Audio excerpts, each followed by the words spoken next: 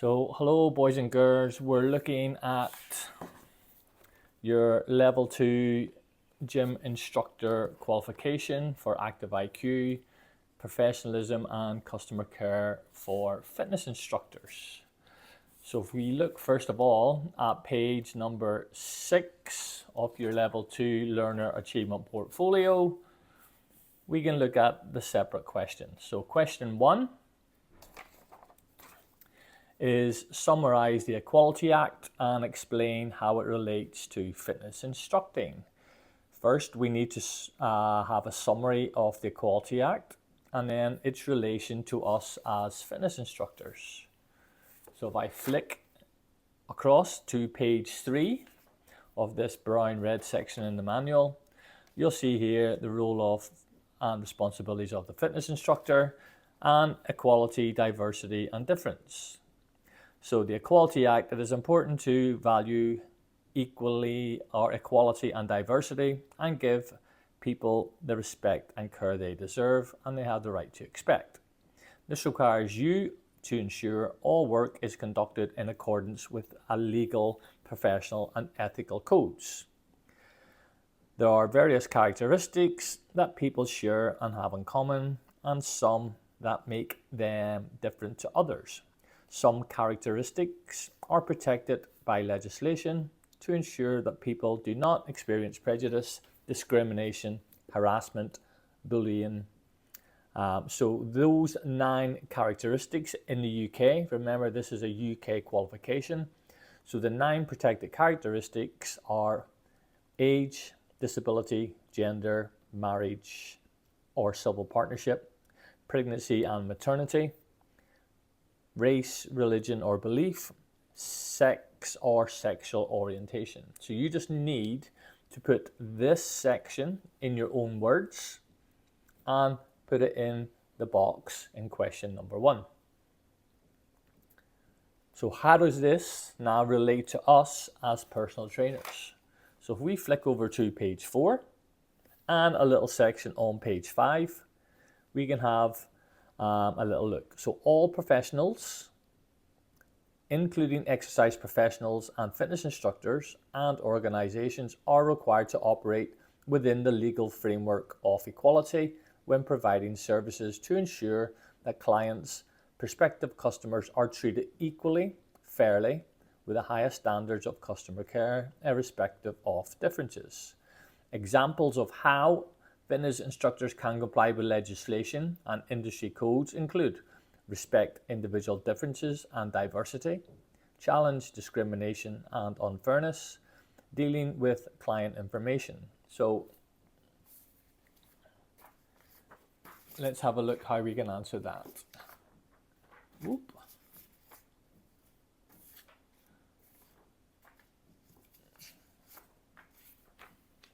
So question number 1. How does it relate to the fitness instructors? You read this paragraph and this paragraph, put it in your own words and write your answer in here. Question number 2. Describe one client that a fitness instructor with no other qualification can work with and one client that is outside his or her scope of practice. Okay, so I'm going to flick down the page on page number 5 in the manual. Scope of practice. Scope of practice describes the procedure, actions, processes that a professional is permitted to undertake in keeping with the terms of their qualifications and experience. It is important that fitness instructors understand the limitations of their role and only provide support, advice, guidance to customers within their scope of practice. So who can we work with in the health and fitness at level 2? We're looking at healthy adults with no medical conditions. So the second part of the question is a client outside. So who can we not work with? Examples of support, advice and guidance that fall outside the scope of practice for a fitness instructor can include giving a client complex dietary advice, anyone with severe back pain, exercise advice for clients suffering with a mental health condition, exercise programming for intermediate or advanced athletes. Flick over the page to page 6 and we'll hold it there. So who can you not work with? Look at page 5 and you can get an answer from here. Okay, so let's go down now on to question number 3. Explain the insurance requirements and their importance when working as a fitness instructor. Explain the insurance requirements and the importance of having appropriate insurance as a fitness instructor. So here we're looking at the insurance requirements.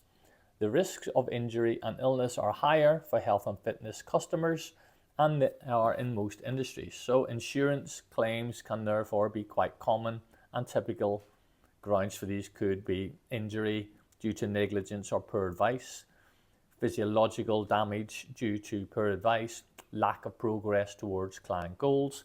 Other claims could be harassment or sexual harassment. So in here, explain the insurance requirements. Here you could write the risk of injury is high in the fitness industry, so it's important that we are fully covered for injuries, illnesses to the client, or any physiological damage that we cause during exercise. The importance of having, here we go, if you're self-employed, insurance may be different, so it's important to check with the centres. You may need personal liability insurance, which will cover you for claims made against any individual damage or third party. You could have professional indemnity insurance, which covers you against an individual. So for example, if you give your client diet advice and they don't lose fat at the rate that you're telling them, they could take you to court for an indemnity claim. So this would help protect you, the client or the coach, against that. So we're looking at question number 3, insurance requirements and how it relates to the fitness instructor. We can put in here. So that's question 1, question 2 and question 3. Let's move on to question number 4. Okay, here we've got a little box. Research your local area and identify a fitness facility that would best suit the needs of the following customers. So here, number 1, the customer is looking for a low budget fitness only health club. So we think about Dubai. Where in Dubai are we going to find a low budget fitness only health club? So have a little think.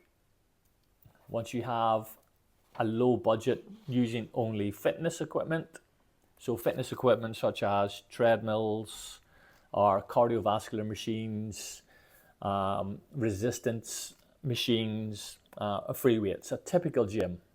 So if we were looking at, for example, Gym Nation, which is low budget, it has machine weights, free weights, and also cardiovascular equipment. Or we're looking maybe at Pure Gym. So clubs like that, they're low budget. Looking on to the next part of the question on question number 4, we now need to give the name of a medium large budget. They do family memberships, including racket sports. So for example, tennis, squash, paddle tennis. They have children's activities. They also have a cafe or a restaurant. So have a little think about around Dubai. If you can name one club that meets all that criteria. So here, for example, it could be Pharaoh's Club at Wafi, or perhaps the J Club on Jumeirah Beach Hotel. Next, we're looking for a low to medium budget with social interaction through group exercise with the avoidance of traditional fitness equipment. So a club that has no CV machines and no fixed resistance machines. So have a little think again. If you're in Dubai, have a little think in Dubai where a club would be that has no machines and no fixed resistance machine. So for example, if you're thinking about F45 or for example Barry's Boot Camp, that could be your answer for that section. Moving on then to question number 5.